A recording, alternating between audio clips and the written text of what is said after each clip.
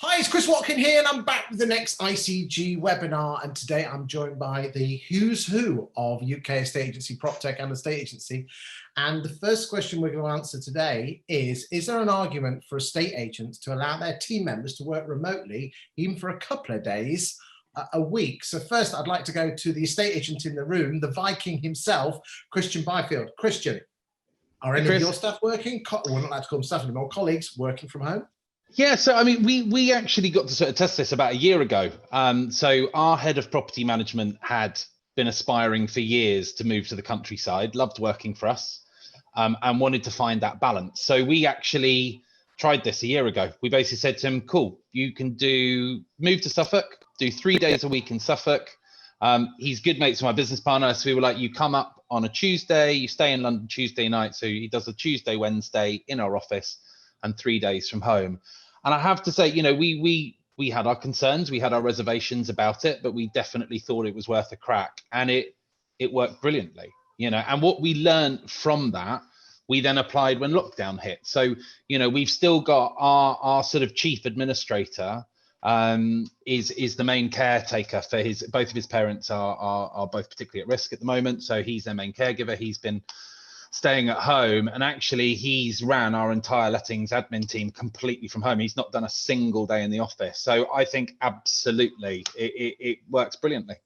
Okay, Ed, what have you got to say on this? I think the proof of the pudding's in the eating, Chris. Some of the best companies in the UK, I mean, Savills is one example there. That's exactly what they're doing already. I think it makes perfect sense. The only way we ever used to lose employees from Douglas and Gordon was because people wanted to go to the country, and because Douglas and Gordon didn't have offices in the country, they used to go and work for Stratton Parker, Knight Frank, Savills, whatever.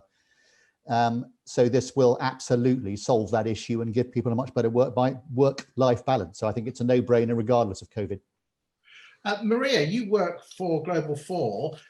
What about how can telecommunications help? Because that's what you are. We're in a communications business. How can communications help with this?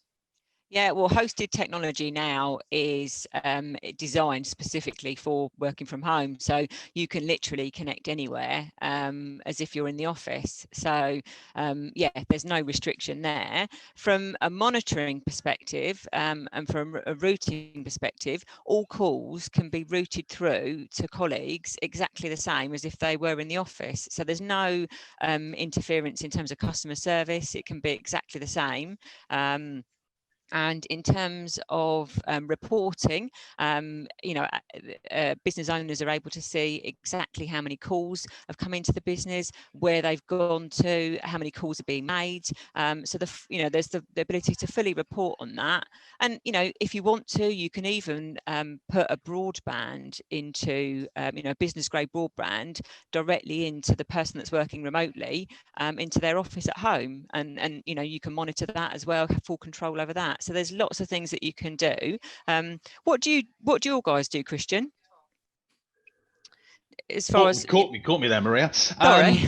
Yeah, so I mean, it was interesting you were talking about monitoring. It was one thing I was about to sort of raise my hand as well. So because one worrying trend I've seen, not so much in a estate agency, but generally with offices sending people home, is you get a lot of this talk of monitoring with almost like spyware being embedded into people's computers.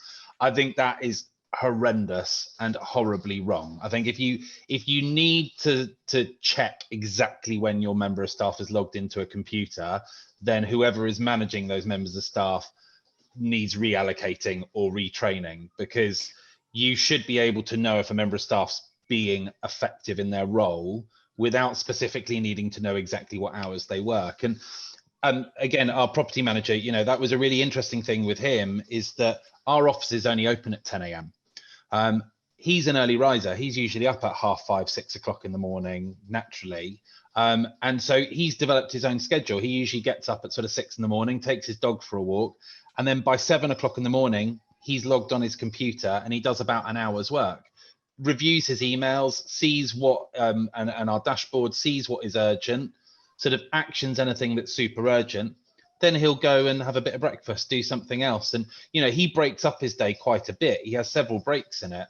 But actually, in a way, we get a better service out of him, because rather than those things waiting to 10 a.m., by 8 o'clock in the morning, all that stuff, has anything urgent's been actioned, email contracts has been emailed, and that fits in with his personal life cycle. I don't need to know that he's specifically spending 8-9 hours a day sat religiously behind his desk, just that he's delivering on getting things resolved.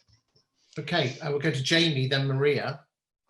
Thanks, Chris. Yeah, the answer's got to be yes, right? Maybe even for certain roles, why not permanently from home? I mean, our whole employee base is now working from home.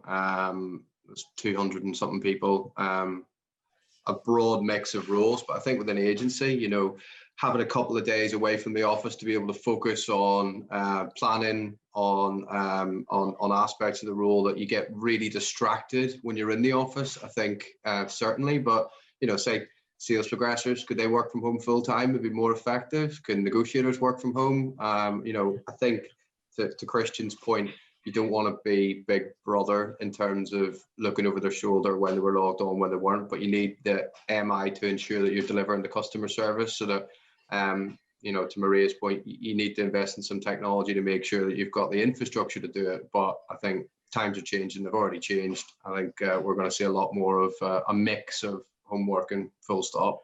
Okay, but then we've got the issue. We've got the issue with regard to, you know, loneliness, depression, people, the water cooler moment. Maria, what have you got to add to this discussion? And then we'll go to Ed and Brian. It's just to pick up on what Kristjan was saying about the reporting, you know, being sort of spying on your staff. I think the other side of it is, you know, when you're in the office, you can all hear and see how busy the office is because you're all in one place. You know, you can hear the phones ringing, you know what the trends are, you know who's going to lunch when, and you can manage things more easily. You know, when you're not in one place, that's where you do need the technology to be able to help you a little bit. Obviously, you can all call each other and say, you know, who's going on lunch where, but you want to look at trends and make sure that you're not missing calls. And that's where, as I say, reporting software, certainly the products we provide and lots of others will be able to give you information on if you are missing any calls. And obviously it's missed business, isn't it? So okay, let's come back to the emotional side. How, you know, estate agents are very people, they like to get involved with each other. Ed, how do we engender that? Because, you know, there is the bants and the laughs. We're missing that out when you're working from home. Work-life balance goes out the window. Yeah, but you just said it, it's work-life balance. I mean, I'd love, you know, Viewber's been working with everyone from home ever since inception 4 years ago. But the one thing we miss, and particularly I miss, is exactly that, the banter. I think you've got to have a balance. And I think also there's a hive learning element to this, that people come in, they talk about their problems. Some of the stuff Maria's been talking about might mean that those communications can be made more easily with a fully open window or Slack or whatever it is you want to use. But the fact of the matter is nothing beats face-to-face hive learning. And I think particularly for younger people, the word is balance. Indeed. Yeah. Okay, Brian, anything to add to that?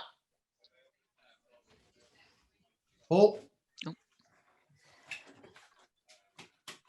Sorry, you're on mute. 9 months ago, we wouldn't have all been sat around the table, I'm sure, all advocating home working. It's only because of COVID's come in, we've been more comfortable with it. I think one of the things I've noticed is joining video calls now, everybody starts with their video call on. I can't have seen that happening last January. I don't think anybody would have had their videos on. So if we're all saying we're all advocates of home working, we've all seen that working. I'll just throw in a few things that over the last 15 years of me running teams virtually, whether it be Metropix or whether it be Acaboom, you've got to have a good home working environment. If you've got young children at home and barking dogs all the time, then that's not conducive to a good working environment. We were talking about communications. I think in my experience, you've got things like Skype, and we have wonderful Skype chats where there's an enormous amount of humor being thrown around the table. It's via Skype, but it is with your hairstyle. Are we back on that again? I thought we got away from that. I thought we cleared that up before this all started. Brian, I want to just live the final 30 seconds to Iain White, please. Sorry, I'm late, guys. I think I understand the question. For me, I think it's horses for courses. So I think some people are suitable to homework and can be very productive and are happy being away from the rest of their colleagues. I think some job roles are more suited to that. And I think the reverse of that, I think there are some people that need to be plugged into a social network of colleagues and blah, blah, blah. So horses for courses for me. Okay, so I just want to say thank you very much, everyone. Wave goodbye to the UK world of estate agency, and we'll see you on the next one where we're going to be talking about how we prepare for 2021 and a tougher estate agency market. See everyone. Wave goodbye. Thanks, guys. Bye.